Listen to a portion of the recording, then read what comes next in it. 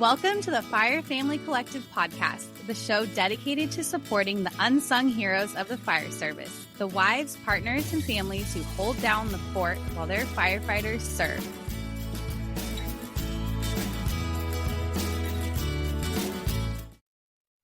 Hello, Fire Family Collective. This is Heather. I'm back to host another podcast. Today we have Edgerlyn and Maria. Would you guys like to introduce yourself? Sure. My name is Edgerlyn. I am a firewife. My husband is a captain at Vista for over 15 years. Yeah. Hi, my name is Maria. I've been a firewife for 10 years. My husband is Patrick, and he is a captain with the Vista Fire Department. Awesome. Thank you guys for being here today and making the time to kind of share with us. Today's topic, we're kind of talking about sisterhood, community, and finding the connections that we need to survive this crazy fire life. Let's go ahead and let's go straight into your guys' kind of story of how you guys met. I know we kind of talked about it on the phone previously, but your kind of wild ride into fire life, firewife life, Maria. Sure. Well, I met Edgerlyn when I moved from Costa Rica to the U.S. Kind of maybe before that when I was dating Pat, probably 11 years ago.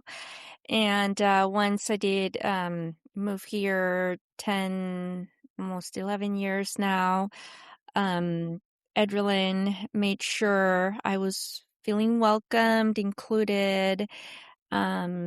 She would always call me, text me, see how I was doing, go out every other weekend. And yeah, so I guess she kind of knew what I was getting into. I did not know what I was getting into. I just thought I was just getting husband and a new family and new group of friends, and turns out that was not the case. I got dual shock. I got culture shock from, Latin American culture to the American culture. And then there's the fire culture shock where all of a sudden you are by yourself for 2 days, 3 days in a row in a country where you know nobody. Edgerlyn kind of became my best friend, my family, my sister. She kind of grabbed my hand and she never let go. And 11 years later, here we are. She's been with me through thick and thin, and my highs and very low lows. Edgerlyn, what did you see that brought you to reaching out to Maria and kind of helping support her? What was kind of calling to you? Well, I mean, outside of the fire, right? Because she didn't know anything about it. She was just as curious as I was with the friendship. And so I think what makes our relationship good is that she was also willing to put into it. So it was a mutual relationship. And Maria, you had so many great good things to say, but it literally was just two people wanting to connect. And it wasn't even because I saw her initially as a fire, significant other, but she was an individual that also wanted to connect and have a friend. And she put herself out there, and I invited and I received, and it was like this sort of dance of, you meet me here, I meet you there, you share this with me, I share that with you. So there was a lot of participating and engaging that has from both sides, it sounds like formed this 11 year friendship. Yeah. Maria, I want to hear a little bit more of like kind of the culture shock of like, were you dating Pat when you were in Costa Rica and he was here in America, or what was that kind of like? And what was like that shift into coming to America? Yeah, we dated long distance. I met him during his last day on his trip in Costa Rica. So I basically just saw him in person for 12 hours and then he flew back and we just stayed in touch through FaceTime, text messaging, calling. We went back and forth and then yeah, when we decided that we wanted to get married, it was very fast. It was within a year and I want to say 3 months, 5 months, a year and a half, Yeah. probably.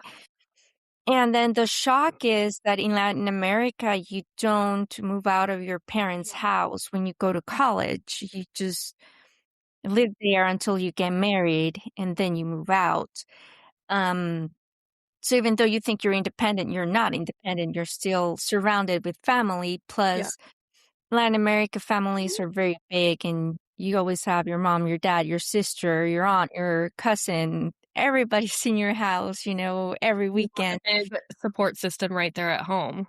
Correct. And I had other traditions. We would always go every Sunday to my grandma's house, and all my uncles, aunts, and cousins, we would go there for dinner every Sunday. And I moved here. My mom and dad stayed for a week and then they moved back. Patrick went back to work and then I'm by myself. And now I don't have my support system. I don't have my primary language. Yeah. I can't speak Spanish with anybody. Um, Now I'm the head of the household, like I'm responsible for a house. I'm responsible for grocery shopping, cleaning, all of these things that I had never taken into consideration when I was living in my mom's house. Somebody else would take care of that. Now, Yeah. that was all on me. Plus, then having my husband come in and out of my everyday, you know, um, schedule, I would Yeah. say. Yeah. And then also when you move into this country, you're not allowed to work for 6 months because you're in background checks. You need to get your green card. You need to get a work permit. So you're sitting at home and you have a lot of time in your hands and you're thinking like, well, what am I doing here? I'm by myself. Who do I know? I want to work. I can't work. I want to see X, Y, and Z, but now I can't. It's like kind of very weird. And all of a sudden it hits you like a train wreck. And that's when you, being new in the fire department, need to be vulnerable and reach out and say, hey, I feel alone. Hey, I'm struggling. Hey, I miss my family. Hey, um, I don't know what's happening. I don't know what a strike team is because I think Pat went in a strike team a couple of months within our marriage, and well, it really made sure all my needs were met. I remember also a different firewife made a joke, and she's like, "Just think it as you're living during World War I, and you're waiting to receive a letter. You'll not hear from them in a long time, Oh and my that's God. okay. If you hear news, it's bad. If you don't hear news, it's good." And I'm like, "Okay, well, I So guess I'll write it kind of sounds like when you moved here, your whole world kind of flipped upside down and it's like completely different. And then getting thrown also into the fire life and strike teams and him being gone and then you not being able to work. So then right." you're kind of stuck just kind of figuring out and finding and then going from a house full of people who's there's that connection there to he's gone at work for how many days and like you have no one here. For sure. Um, Adrian, what was like the beginning of your guys' friendship like? Could you like describe kind of like what I guess it was like? It was a lot of one-on-one. Um, I think because there was a lot of things that Maria just didn't know, right? Because she was out of her elements. It was that intentional time to get to know her.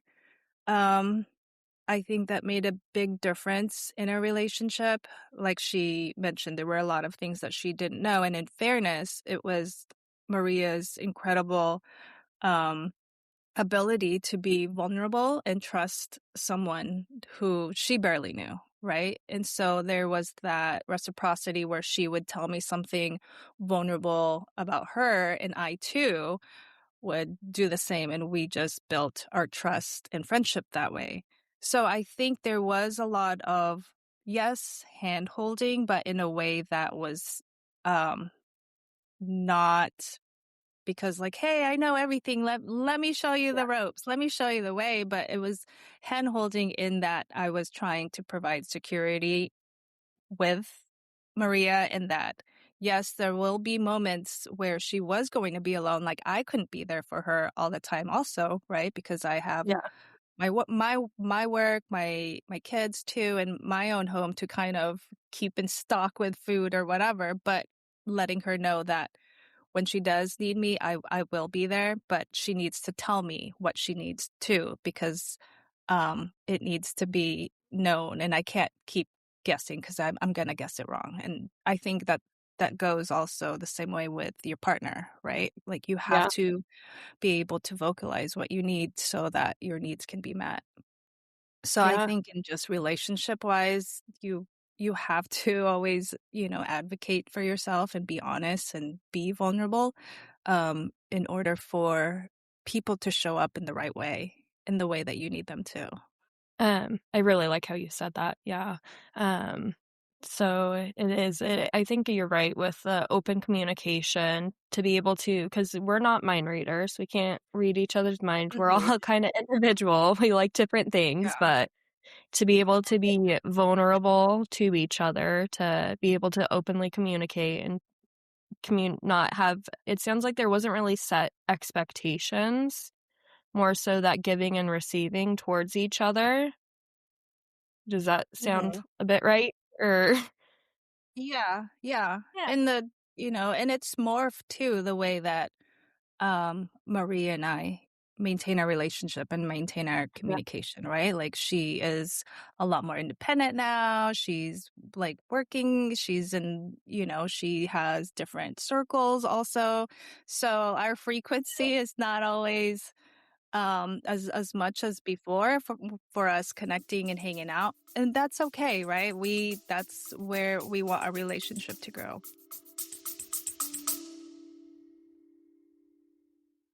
Before we get back to the conversation, a quick favor. If you're enjoying the Fire Family Collective podcast, please take a moment to subscribe and leave a rating or review on your favorite podcast platform. It helps more firefighter families discover the show and strengthens our growing community.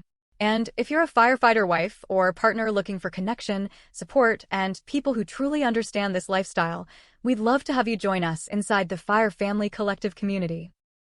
You'll find the link in the show notes. Now, let's get back to the episode. Maria, could you tell us a little bit more about how you found independence after coming into the States and after waiting that 6 months and kind of what you've done to find yourself in all of this? Yeah, I think a lot of that is knowing who you are, what you bring as a person to the table, not losing your values, your principles, and your sense of being like I'm Maria, these are my likes, these are not my dislikes, these are my hobbies. And so just baby steps, once I got that work permit, then started to apply to jobs and get back on a role where I was before I moved here. I was a preschool teacher for 15 years and just kind of started working and building my professional self again.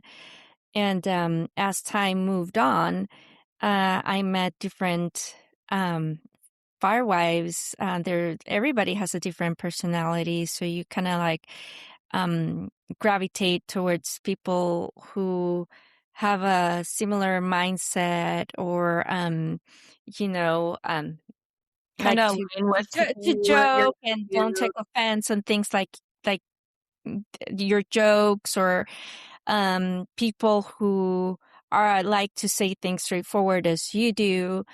And also, like Adrenaline said, who will not take offense that if you can't answer the phone right away or a text message, you're not gonna think like, oh, they don't like me. People like, have things going on in their life, but you're always gonna make time for your friends and people who are reaching out for you. So establishing other connections within the fire department and outside the fire department. And after COVID hit, I found a passion for law. So now I'm a paralegal. I've been a paralegal for 6 years. So I shifted from being an educator for more than 15 years to now being in the law world, which I absolutely love. And kept my hobbies going. I made sure to always have time for whoever needs me within the fire department, make sure I still get some time to see Adrenaline and see other firewives at least once a month, get together, catch up. Hey, how's life? How's everything going? And mainly to just like enjoy each other's time and have a good time, but also touch base if somebody is struggling. It's like, hey, like, I'm having issues with this. Like, how have you tackled this? Um, and yeah, that's how I Yeah. found my feet It's after like moving it's here. it's like life is this juggling game that we're all in. We have to find the right like kind of balls to juggle of life, of like partner, friendship, work, finding yourself.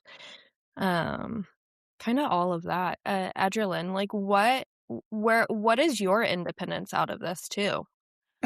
Yes, what does that look like for you?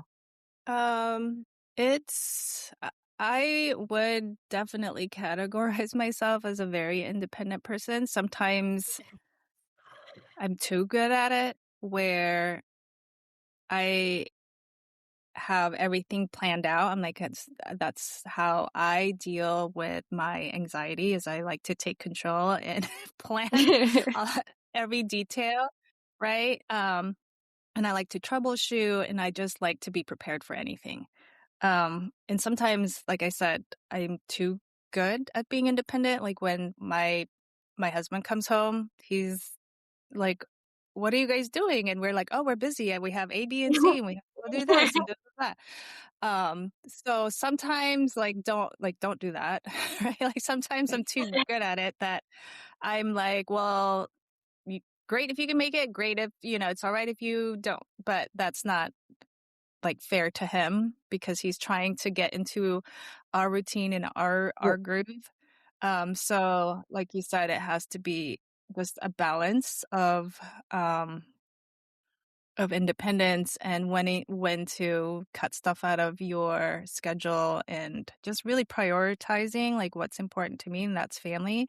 So just really making that the center of how I schedule, how I um schedule work, how I schedule my time with my friends, how I schedule my personal hobbies, with just, a a, a center, and for me that's Yeah. family. Um, what does your guys' friendship look now? What, 11 years later? Oh, I yeah. Yeah. Mhm. I I feel like it's busy, it's hectic. And literally I will text or maybe I'll get a call from Marie on during my commute to work. So from likewise. like yeah, from Yeah. like coming to visit her and having dinner when she'll be like home alone to now it's, like it's these quick check-ins and that's okay. If we make it work, I think and that's, we schedule stuff. We'll see each other. We'll text each other like, "Are you going to the Christmas party? I'm gonna go. What are you wearing?" Like so. Those Yeah. are like exciting when we do actually see each other. It's so much more of a treat and a total treasure. What would Yeah. you say, like, the key building blocks to finding friendship or connection in this lifestyle? What would be some key building blocks? I would say communication. I mean, that's very key in any relationship, whether it's friendship, it's with a spouse, with a sibling, or, parent. It's just open communication, um, trust, um, vulnerability that I trust you if I'm coming with you with this very vulnerable time. Um, you're gonna, respect it. You're gonna, just keep it to yourself. And likewise, like you can count on me to come when you're struggling, and this is just gonna stay between us. It's a vulnerable time for you, and I'll respect it and honor it and help you through it until you're back on your feet. Um and yeah, it has to be, it's a two-way street. I give to you what you give to me. Like I give communication to you, you give that to me. I give you trust, you give it to me. I give you vulnerability, you'll give it to me. But I think the takeaway for us is we need to reach out to each other. I know Adrenaline has a more hectic schedule. She has kids. I don't have kids. I have more time. um, but it's just making that little effort, like we said, like now we just find 5 minutes during our commute to work, like call each other, hey, how are you? How are things going? How's your weekend? Or things like that. Or I haven't heard from you in a long time. Like, do you want to get together soon?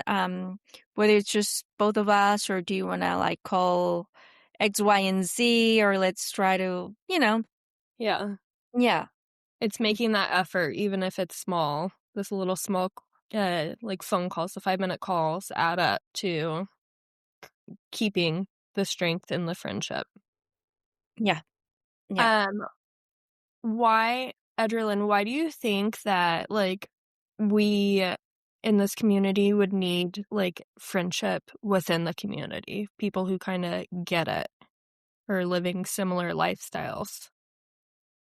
Um, because we don't have to catch people up, right? Like we can just get into our grievances, like you know what I mean? Like that the isolation, right? The strike team. We don't have to get into the details of explaining why it is annoying for that, because we're allowed to complain. We try to Yeah. be big girls, we try to be tough, we try to be big and courageous for our kids, and we try to be positive for our kids, right? We trying to mirror all these things that we want our kids to have, but we're human. We're allowed to have these negative feelings. Like what we do with it is that's the important lesson, really. But we forget that sometimes. We can sit there and have these negative feelings, and we can express it, and we can express it to a firewife where yes, she understands it. Like there's no like questioning of why you think it's annoying that there are force hires, right? When there we should be fully staffed, right? like, Yeah. like you don't have to explain why, like vacation might be canceled, like where in Yeah. other worlds, like, no, you can't you can't cancel someone's vacations, like, which Yeah. technically we can't, but there's a little bit of like some gray areas, right, in the emergency response schedule, right? Yeah. Um, there's those those gray areas where you have to trade Christmas so you can have a birthday, right? Like there are things like that people in our tribe and the fire tribe that just understand it, and we kind of have to play this game of like, okay, what day is important, what are we willing to give up, where in like corporate world, no, you get the last 2 weeks of Christmas possibly off and everybody gets to stay Yeah. home. We don't have that luxury, and so I Yeah. think it's important for us to keep that connection with the firewives because we get it. We understand it on a level that not most people understand, and sometimes taking the time to have to explain it gets annoying, to be quite honest. Just to be Yes, plain and it's a bit simple, it more does get frustrating annoying. to explain this world than actually, like, living in it. Trying to explain Yeah. it to someone who doesn't quite get it can get a little frustrating. Mhm. Yeah. Yeah, like, over And and then over again for each person who doesn't get it. yeah. Yeah, and Yeah, then you my see other firewives that might be doing something right or the way that you love it, and you reach out and say, "Hey, how'd you figure that out? What's working for you?" Because they figured out something like a life hack that you want in on, you know? Yeah. So, I'm curious, what is maybe something that, like, you didn't expect going into this fire life of, like, maybe something that kinda sucks, and something that you didn't expect that's like, "Oh, this is actually pretty cool." Either of you. I'm like, what is I feel like because going into this, like, for me personally, like, as, like, supporting Jared, my husband, through all of this, has been like, we just went into it with those rose-colored glasses on, and we're like, "Oh, this is great. This is gonna be a great career, and we're gonna have a family, and this is gonna be awesome." But then, obviously, we've seen some, negative sides to it, but also there's other sides where we can get those trades or, to get the kid's birthday off or something like that. So what would you say maybe something that's like, "Oh, this is like a bummer," versus something that, "This is awesome." for I don't me, think you really ever can be prepared for the life for the life Yeah. of like an emergency response, because it's constantly changing, right? Like there's so much that changed during COVID, there's so much that's changed as we become more aware with mental health or sleep deprivation, or and cancer scares and heart scares. There's always something that is changing within this profession, this field, that I feel like we can never really get ahead of it and really Yeah. prepare ourselves, right? I think what works for us in that sense is still doing our very best to prioritize our family, and prioritizing our core beliefs, and just making sure that whatever is happening outside, our main focus is preserving what we want to preserve, and that's our family and our core belief. And what's great about the fire service is definitely the family that we do get to do this job with and be in this lifestyle with. We've made really great connections with um, the people that are going through this with us, through the hard times and the happy times. I think um, we've really bonded through great memories, and even like really sucky memories. Like we've really been bonded for life. And so um I definitely could not see ourselves doing anything else. Not that there's anything against, like people that work in office, but that's certainly not a field that I could see That's not my it for husband doing. everyone. He loves to serve, and so that's where he belongs. He's always served. He was in the military, and he's always given himself to others. So I can't see him doing anything other than Sitting in that. a cubicle doing paperwork. Yeah, I just don't see him pushing paperwork like that. He's Yeah. a man of action. Anything you'd like to add, Maria? Yeah, I think something that's, well, like you said, like something pretty sucky. It's like, um, when like you see the schedule, but you're like, well, that's not set in stone. Like, I know I may or may not see my husband on this day that he's supposed to get off, Yeah. It's that not knowing when they're going to get forced or when they're going to come home. Um, but then also you have all these people around you that have gone through that and understand your frustration, your sadness, against, like what Adeline said, a department that should be fully staffed and it should not be happening. Um, and yeah, uh, getting that fear of getting a call, hey, something happened, something went wrong during this call, or my husband coming home and saying, hey, I had a near miss, like this almost happened to Yeah. me last night and it was really cool, and you're like, but how are you That's saying this was cool? Like, that's you very almost got scary and terrifying. yeah.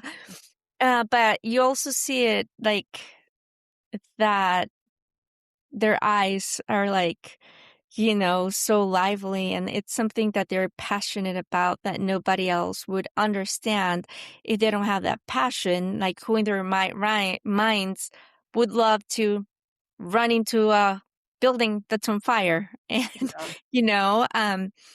everybody would think like, well, that the person's demented. Like, you run the other way, you run away from it, you don't go into it.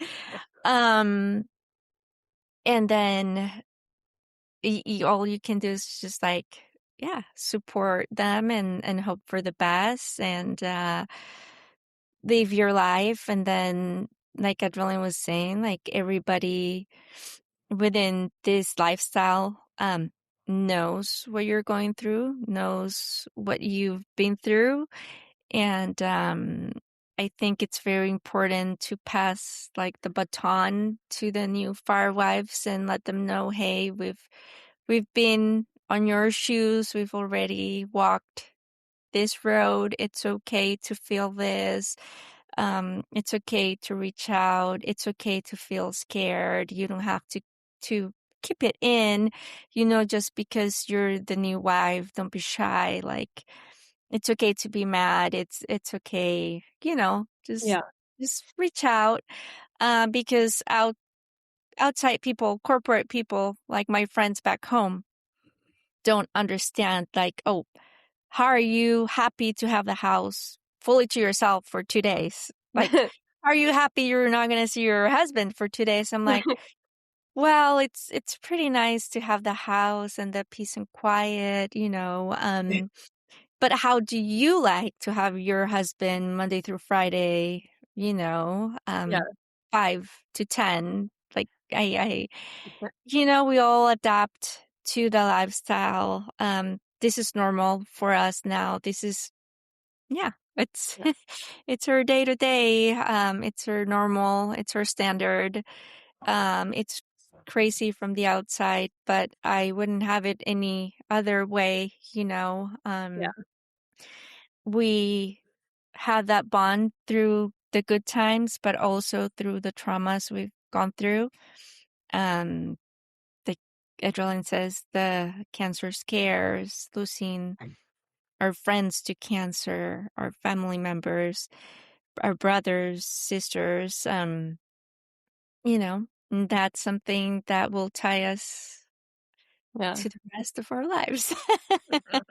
So, It's yeah, very, important to have those connections and relationships and be able to feel supported in those I scary think moments. it's a very special bond you'll never forge in any other area, any other profession. You'll never have this tight knit community of brothers and sisters, it's the family we chose and we love. Let's go ahead and end it with a few questions, takeaways for maybe some newer firewives. What would you say to a firewife with her husband going on his first strike team? Definitely reach out to other firewives. It's not simple and it's not easy, especially if you're newlywed. Know that you want to hear from them for a full 24 hours. And when you feel nervous or scared that something is going wrong, reach out to a seasonal firewife that you confide in or you feel comfortable talking with. And they'll tell you exactly what I heard from Adrenaline or heard from other wives. Hey, the 24-hour period is normal. They're out in the mountain. They don't have their phones with them. There's no service. You just need to trust that they're okay. You'll hear from them the next day. And if something goes wrong, somebody will reach out to you and you'll know exactly what's going on. And just try and live your life as normal as possible. If you like to go out for a run, go out for a run. If you like to go dancing, go dancing. Just don't stop your life. Don't freeze time just because they're not here. Just you need to keep on living because you are, yes, their wives, but you're also your own person. So you need to take care of your individuality. Adrenaline, what would you say to a firewife who maybe is feeling isolated in this lifestyle? I think it's definitely easy for us to get into that kind of mode, especially for um, firewives that maybe live not close to other firewives, right? Um, but what I would ask them to do is just make the effort. It might require them to do a little bit more of the work, right? And that vulnerability. But I believe that it will be definitely worth it in the end. So put yourself out there, be courageous, connect in the way that you feel comfortable connecting, whether it's just text messages, maybe it's just through social media. Maybe you want to play it safe and you want to do it through social media and just connect in that way. That's fine. I promise you, especially I can only speak about this department, like everyone is welcoming. And because someone who might have been here for a year or more didn't personally connect with you at an event, that's because there was they didn't get a chance to. But if you put yourself out there and introduce yourself and just say, hey, I'm so and so, we just started with this department, like you will be received well and in such a positive way. But you do have to sometimes be the one to take that first step. I know what's really cool about our fire department, and there are a lot of events that are not formal or serious that you can definitely participate in with or without your firefighter. And so there are opportunities for you to meet other firewives, other families. Um, so yeah, just make that courageous step and reach out and definitely, like I said in the beginning, like you have to let people know what it is that you are needing or that space that you need to be filled, and you have to vocalize it so that people can show up the way that you need them to, you want them to. Awesome. Is there anything else you guys would like to add before we go? I would like to add now that Adrenaline touched on if you feel comfortable reaching out through social media, don't compare yourself on what we post on social media because everybody just posts the nice stuff, the Mhm. trips, picture trips, or I don't know, even when we have formal events like the Christmas party, everybody seems you're jolly and happy. And then in the inside, you're like, well, maybe all these people are not going through what I'm going through. They're not struggling how I'm struggling. Um, but that's not true. We all are, but we just decide to always just show our best self Yeah. in social media. We've been working hard as to normalizing the mental health and the reentry. I've seen some wives posting more like, this is what reentry looks like for my husband. And sometimes they just put like a video or joke or something. And it's Yeah. like, yeah, let's normalize it a little bit.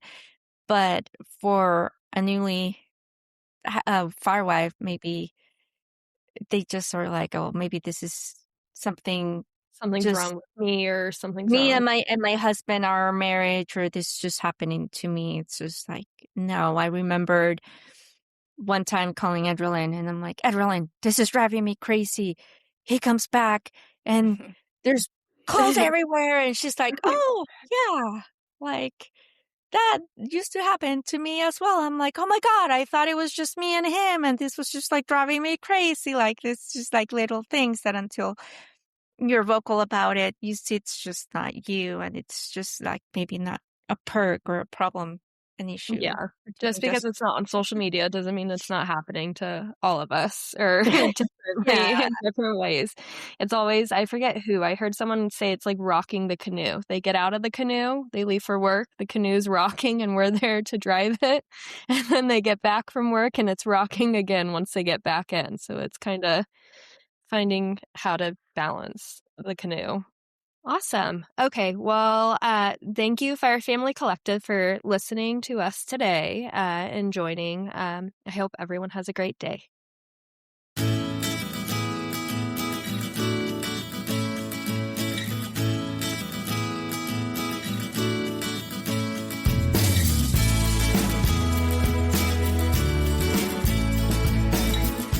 Thanks for listening to the Fire Family Collective podcast. If you found value in today's episode, please give us a positive rating in your podcast platform. And be sure to subscribe so you never miss future conversations, stories, and resources designed specifically for firefighter families. And if you're a firefighter wife or partner looking for support, encouragement, and connection with people who understand this unique lifestyle, we invite you to join the Fire Family Collective community. You'll find the link in the show notes. Until next time, take care of yourself, take care of each other, and remember, you don't have to do fire life alone.